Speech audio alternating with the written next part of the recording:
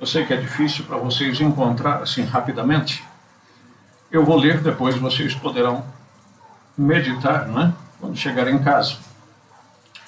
Falou mais ao Senhor a Moisés, dizendo: fala aos filhos de Israel e dize-lhes: quando passardes o Jordão, a terra de Canaã, fazei com que vos estejam à mão, que vos sirvam de cidades de refúgio, para que ali se acolha o homicida que ferir alguma alma por erro.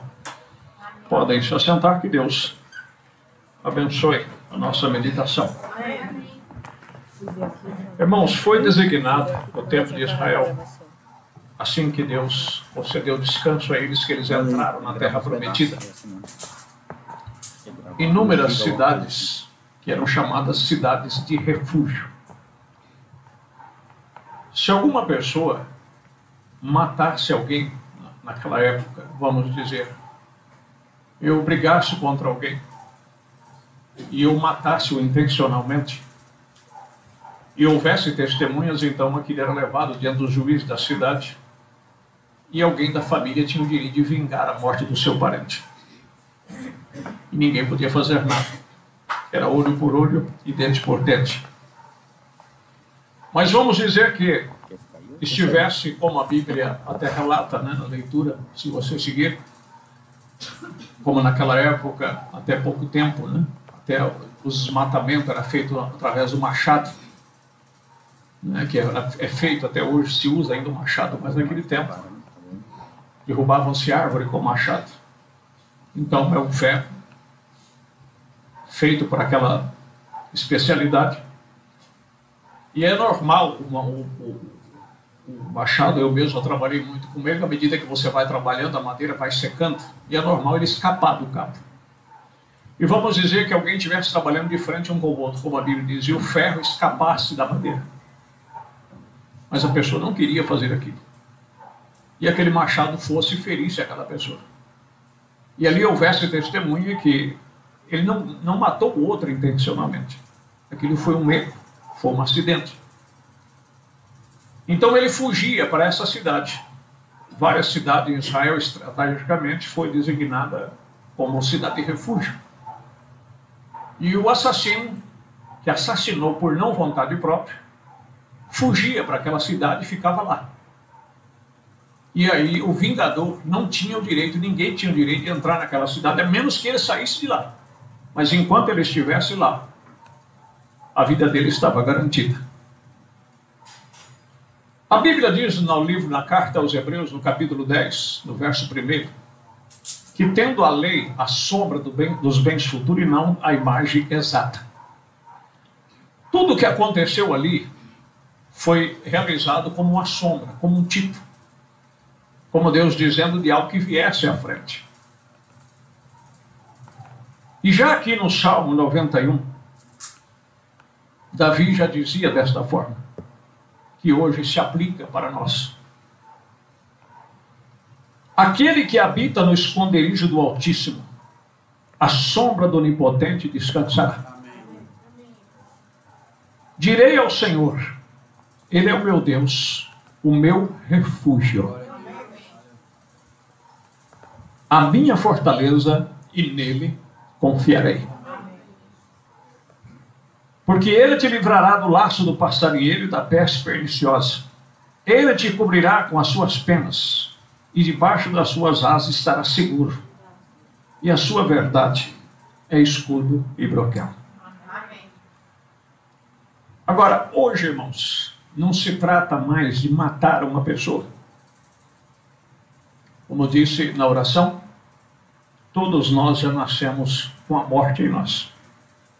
Como diz o Salmo 51, né? O verso 5.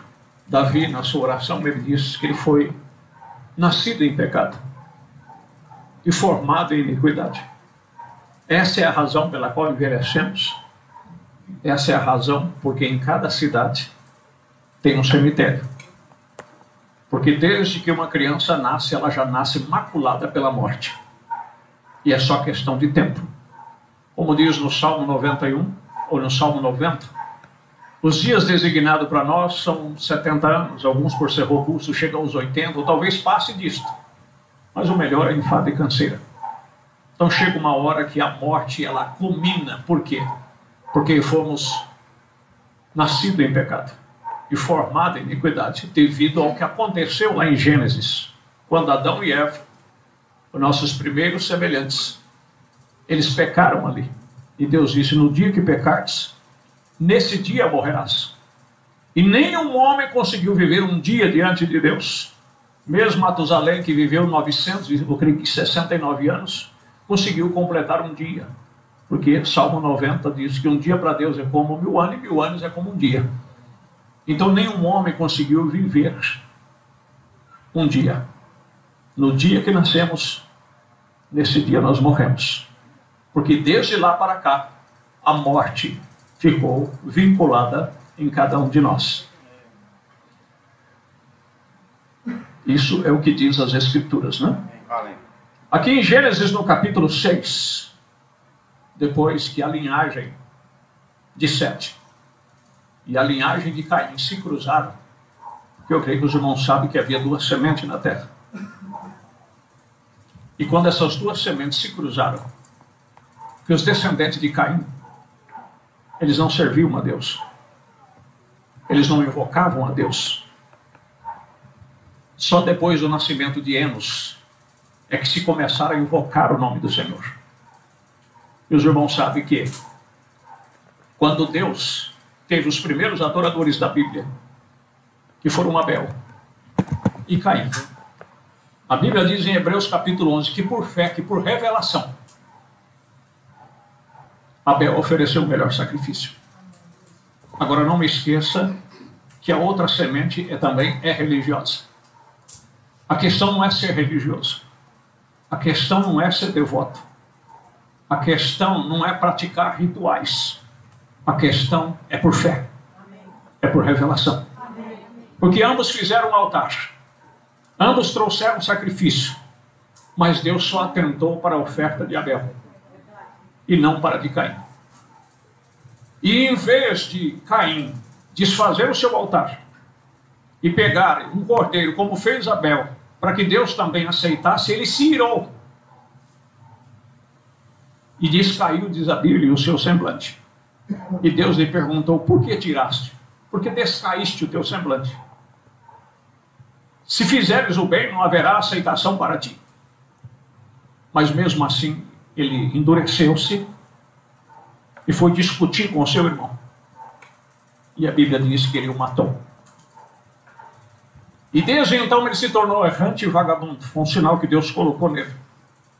Ele se tornou um apostata. E aí Deus levantou outra semente no lugar de Sete, de Abel, que foi Sete. E de Sete veio Enos, e daí começou-se a invocar o nome do Senhor. Mas a Bíblia diz que viram os filhos de Deus, as filhas dos homens. Quem eram os filhos de Deus? Se você for pegar a genealogia de Jesus, ou a genealogia de Sete, você vai ver que pega desde Jesus até Adão e Adão de Deus. Compreende? Amém. Caim não é contado na genealogia. Então, se Adão veio de Deus, e os descendentes de Adão teriam que ser de Deus, embora caídos, mas de Deus. Por isso que Jesus disse, eu vim buscar e salvar o que se havia caído, o que se havia perdido. Não é maravilhoso isso? Amém. Agora, e viram os filhos de Deus que as filhas dos homens eram formosas e tomaram para si mulheres de todas as que escolheram.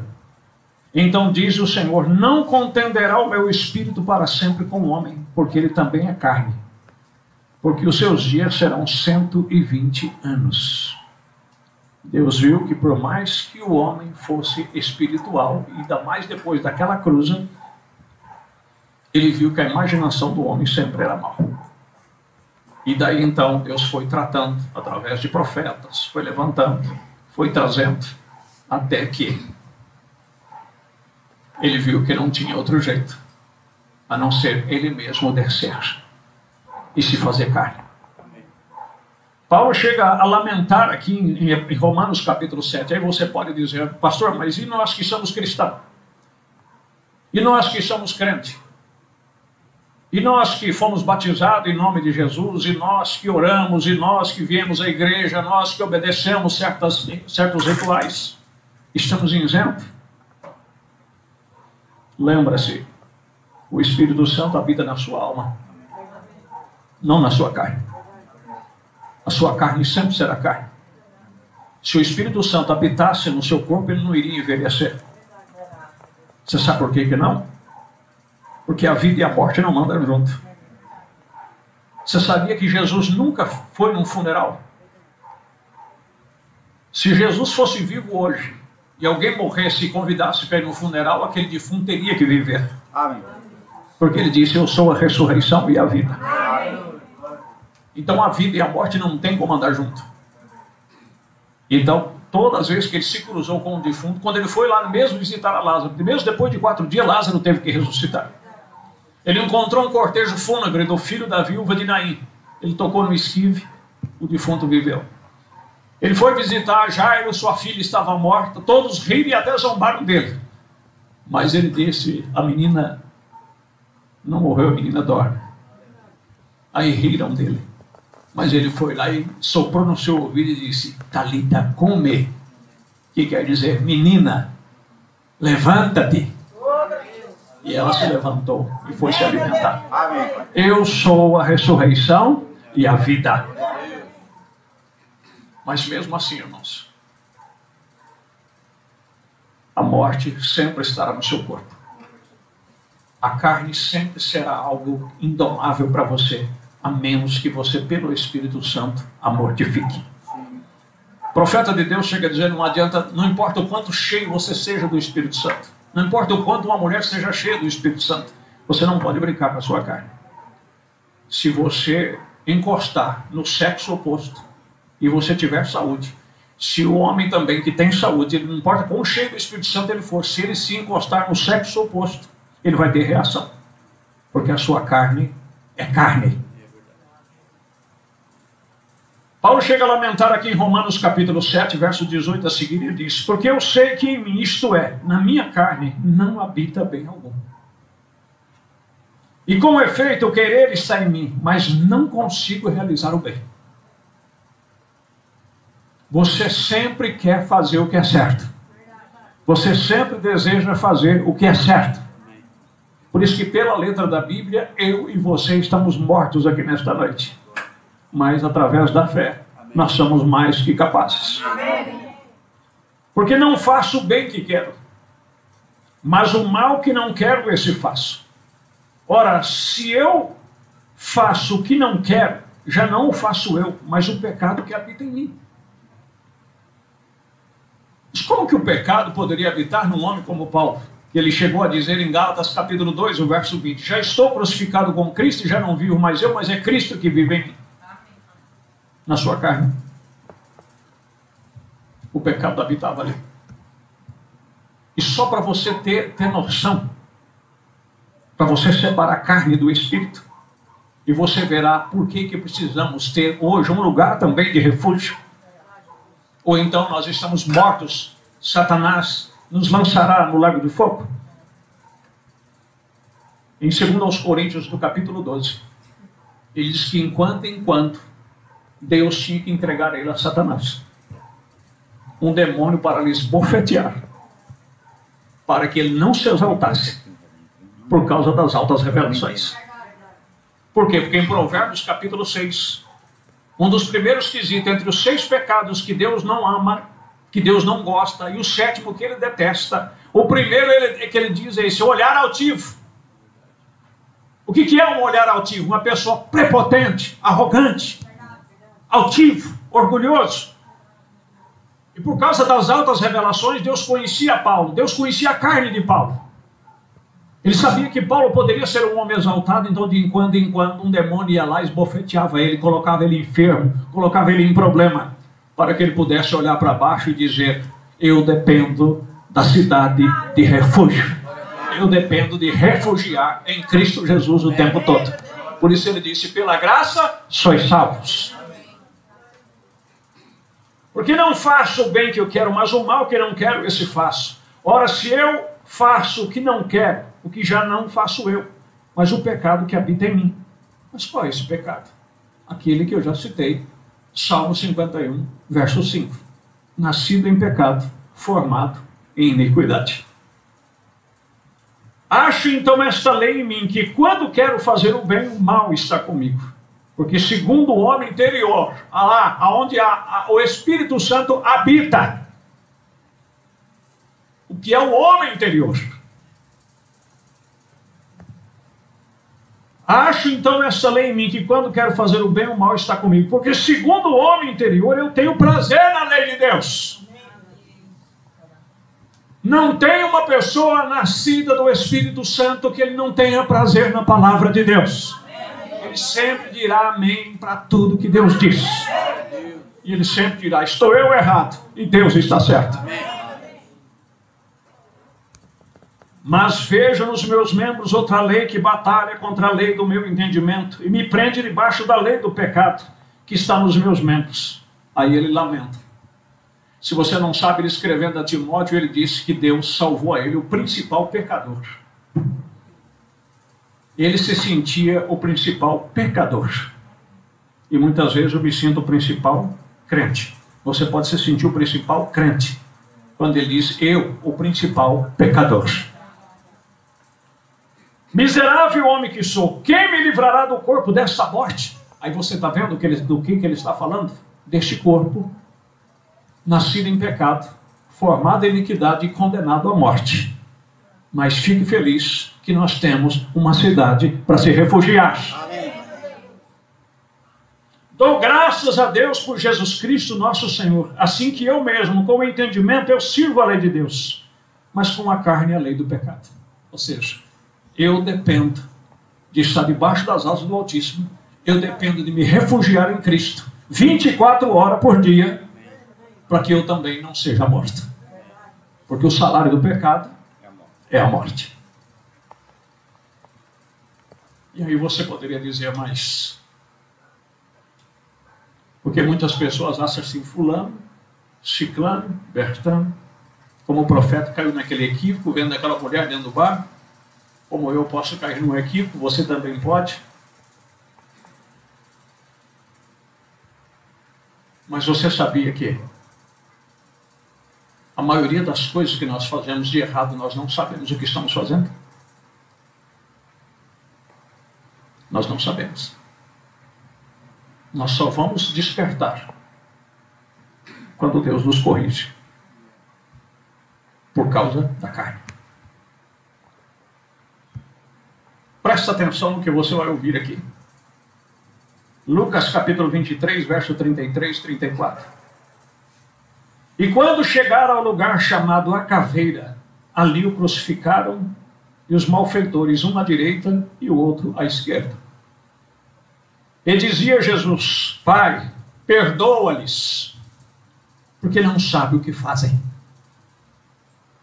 E repartiam as suas vestes e lançavam sortes. Agora, irmãos, como que eles não sabiam o que estavam fazendo? Eles foram lá no Sinédrio. Eles planejaram. Eles arrumaram falsas testemunhas. Claro que eles sabiam, humanamente falando, eles sabiam o que estavam fazendo, mas espiritualmente, eles não sabiam.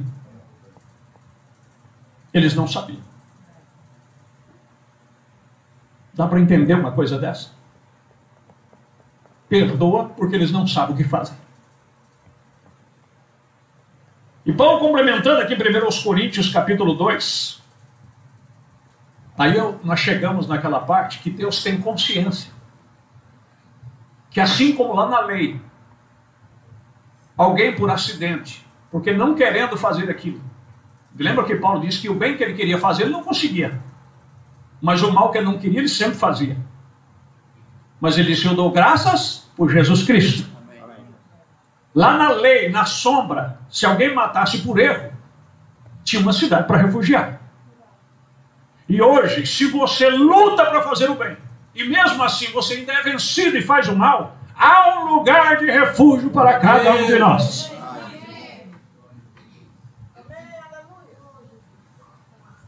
E quando eles crucificaram a Jesus e ainda zombaram dele, ele disse: salvou a todos, a tantos, por que não salva-te a ti mesmo? Eles sabiam, irmãos. Vocês acham que Pedro não sabia que estava negando a Jesus? Claro que Pedro sabia. Jesus andou com ele. Jesus falou com ele. Jesus conviveu com ele. Ele olhou para Jesus e viu que ele estava vencido, sendo entregue, sendo açoitado, embora Jesus o havia avisado. Aí você diz: não, mas a pessoa vai todo dia na igreja, vai todo dia, é avisado, e mesmo assim erra. Lembra-se, nós não estamos à altura para julgar quem quer que seja. Deus é o juiz de cada um. Porque ele não condenou a Pedro quando Pedro negou. Ele só olhou para ele para que Pedro lembrasse de que ele havia o advertido. Entenderam, meus queridos? Embora, que nem Paulo falou, que mesmo ele, na alma dele, no homem interior, já não vivia mais ele, mas era Cristo que vivia. E ele, pelo Espírito, ele tem modificado os seus membros que estavam na carne. Por isso, irmãos, a nossa vigilância tem que ser dobrada. Quando a Bíblia diz assim: orai sem cessar, a Bíblia não está brincando. Você deve estar trabalhando orando. Você deve estar dirigindo orando. Você deve estar limpando a casa orando. Você deve estar em todos os lugares orando e vigiando ao mesmo tempo. Fugindo da aparência do mal. Ou então ele vai te apanhar. Não brinque. Ah, mas eu tenho um novo nascimento. Ah, eu tenho o Espírito Santo. Lembra-se, o Espírito Santo está na tua alma. Não está na tua carne.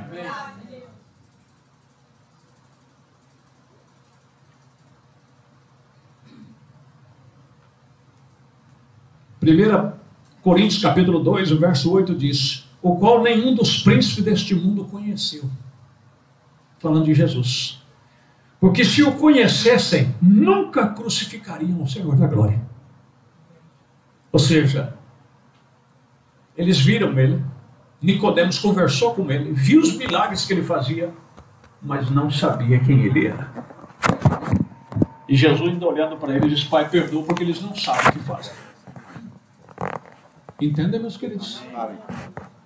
Por isso que, pela lei, pelos requisitos que serviu de aio, Paulo escrevendo aos Gálatas, Paulo chega a dizer: a lei a ninguém pode justificar, porque aquilo era apenas uma sombra.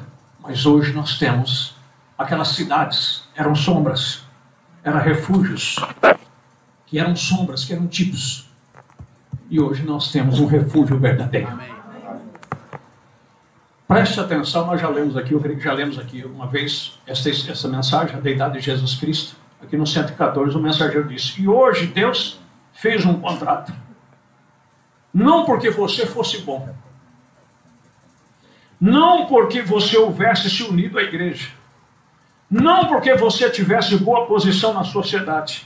Você não pode ser muitíssimo bom, você pode viver uma vida limpa, você pode ir à igreja todos os dias, você pode se sacrificar todos os dias, você pode doar uma parte do seu dinheiro, como fez Zaqueu, você pode desistir de todos os pecados do mundo e tudo mais, e viver tão verdadeiramente fiel quanto você possa, e errar o céu tão longe quanto o ocidente está do oriente. Ou seja, o homem sozinho não pode se salvar, por mais moralmente que ele viva. Mas por quê? Porque através de uma disciplina a pessoa pode fazer isso. Mas a morte, desde que ele foi gerado no ventre da mãe, ele já estava sentenciado à morte. E só tem um que pode livrar ele dessa morte. Ele mesmo não pode. Através da mais rígida disciplina. Porque muitas vezes é o que as pessoas lá fora falam. E na igreja para quê? Fazer parte de certas igrejas para quê? Eu que não sou crente, eu que não fui igreja, eu vivo melhor do que a maioria que está lá. Talvez você vive por causa da sua natureza, por causa da sua formação, que seus pais te deram. Nem todo mundo teve essa felicidade. O ladrão da direita não teve essa felicidade. Mas nos últimos instantes da vida ele pôde encontrar um refúgio, que era Cristo Jesus. E ele correu para debaixo das asas do Altíssimo e ele foi livre da morte. Enquanto que o mancebo de qualidade, lá de Mateus capítulo 19, bem sucedido, rico, disciplinado, Jesus chega para Jesus e diz: mestre, o que devo fazer para herdar a vida eterna? Jesus diz: guarda tu os mandamentos. Ele diz: desde que eu era menino. Jesus o amou, porque sabia que ele estava dizendo a verdade. Ele disse: falta-te uma coisa, só uma.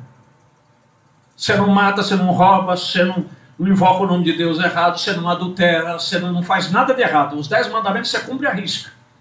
Você não cobiça o que é dos outros, que você já tem. Mas tem uma coisa aí no seu coração chamada usura. Você ama as tuas riquezas. E onde estiver os seus tesouros, ali estará o seu coração. Então, quer um conselho? Desfaz de tudo isso aí. Vende, dá a quem precisa. Vem e me segue. E terás um tesouro no céu. E ele saiu triste. Porque a Bíblia diz que ele amava as riquezas. E o outro lá, que quem sabe tinha matado, estrupado, esquartejado, sabe lá Deus o que ele teria feito. Segundo a sua carne. Mas lá na alma dele tinha algo que clamava por algo que é real. Por algo que era verdadeiro. E quando ele olhou para Jesus, aquilo ele teve revelação. E disse: esse homem não é um homem qualquer. Esse homem não é um falso. Esse homem é um rei. E ninguém está reconhecendo, mas eu estou vendo que ele é rei. Diz: Senhor, lembra de mim quando entrar no teu reino? Eu imagino Jesus virando para ele e dizendo: você está conseguindo ver um rei aqui com essa coroa de espinho, nu, com a cara roxa de apanhar, com os pés furados, com as mãos furadas, sangue escorrendo pela barba? E diz: você está conseguindo ver um rei aqui, meu filho? Hoje mesmo tu estarás comigo no paraíso. Oh, que hora oportuna. Né? E o profeta diz: você pode renunciar tudo e viver tão fiel quanto você possa e ainda errar o céu, quanto o ocidente está do oriente. Isto é certo. Não é por bondade que somos salvos, mas é por sua misericórdia que nós fomos comprados. Que Deus desejou obter filhos e filhas. Bondade nunca os faz. O Espírito de Deus os faz. Se isso não fosse assim, ele não teria que enviar o Espírito Santo. Amém, meus queridos? Amém. Louvado seja Deus. Mas deixa só mais um pouquinho. Eu ainda tenho mais 10 minutos. Bom, aquele relógio está parado, né? Mas eu posso seguir mais um pouquinho, né? Amém? Amém. Preste atenção para você ver que em Hebreus 7, segunda parte, que coisa maravilhosa. E aí você vai entender de uma vez por toda. Como diz um hino: sem Jesus não dá. Sem Jesus não dá. Ele cita aqui agora: os nazarenos, você não pode usar um anel. Se tratando de doutrinas de igreja. Você não pode usar um relógio. E você tem que ter certas coisas. Seu braço tem que ser desse comprimento, as mangas, né, tem que ser desse comprimento. Suas saias tem que ser daquele comprimento. E os homens não podem pertencer a associações. E eles não te batizam se você não fizer isso. Correto? Aqui está o católico, eles têm os deles. E aqui estão os metodistas, eles têm os deles. Todos eles têm uma régua para medir. Você não faz, correto? É tudo. Vê? Então, mas a coisa verdadeira é isto: nada nos meus braços eu trago, simplesmente a tua cruz me apego. Ó Deus, no ferido, necessitado de um gole, ó, eu, o mais humilde venho, Cristo, confessando que eu não sou nada, e nada há dentro de mim. Recebe-me, ó Deus. Então Deus te recebe. Entendem, meus queridos? A obediência vem após a tua entrega. São João 14 e o verso 15. Aquele que me ama guardará os meus mandamentos. Amém. Deus quer a tua obediência. Deus quer tudo que a Bíblia pede. Mas isso por amor, não por religião. Agora você pode nem mesmo saber o seu ABC. Você talvez não possa conseguir distinguir o café da ervilha rachada. Você pode saber, não distinguir, e ele cita aqui, né, no inglês, mas é como dizer para um cavalo, vira para lá ou vira para cá, não é? A direita da esquerda, isso não faz nenhuma diferença, o que você não sabe.